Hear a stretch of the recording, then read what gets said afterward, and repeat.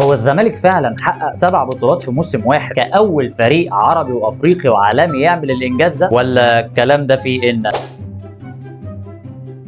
المعيارين الوحيدين عشان تحقق 7 بطولات هم معيارين مفيش غيرهم؟ يا اما تحقق ال7 بطولات في سيزون واحد، يا اما تحقق ال7 بطولات دول في عام ميلادي واحد من يناير لغايه ديسمبر. زي ما قلنا كذا مره قبل كده، الزمالك حقق الاتي: كاس مصر في 16 يونيو 2002، والسوبر المصري في 19 سبتمبر 2002، ودوري الابطال في 13 ديسمبر 2002 برضه. كده 3 بطولات في 2002. تعالى بقى نخش في 2003: السوبر الافريقي في 7 فبراير 2003، الدوري المصري في 23 مايو 2003، البطوله العربيه في 20 يوليو 2003، السوبر المصري السعودي في 24 يوليو 2003. لو زي ما احنا ماشيين دلوقتي في سنه ميلاديه واحده، هتلاقي ان السباعيه ما حصلتش من الاساس، لان انت عندك 3 بطولات في 2002 و4 بطولات في 2003. فكده الشرط الاولاني ما اتحققش، اللي هو تحقيق 7 بطولات في سنه ميلاديه واحده. طب تعالى بالموسم، يمكن فعلا الزمالك يكون حقق الانجاز بالشكل ده. هقول لك لا برضه، لان كاس مصر الاولاني اللي اتكلمنا عليه تبع موسم 2001 2002، واخر بطولتين اللي هم البطوله العربيه والسوبر المصري السعودي كانوا في الفتره التحضيريه ما بين الموسم اللي احنا اتكلمنا عليه بتاع 2002 و2003 والموسم اللي بعديه 2003 2004. يعني ما يتحسبوش على الموسم اللي الزمالك كسب فيه بالفعل 4 بطولات. طبعا ده غير ان احنا ممكن نتكلم ان البطوله العربيه والسوبر المصري السعودي غير رسميتين اطلاقا. هسيب لك التواريخ، دور انت براحتك، وعايزك تكتب لي رايك في الكومنتات. مش هقول لك فولو لايك، انت عارف هتعمل ايه من نفسك.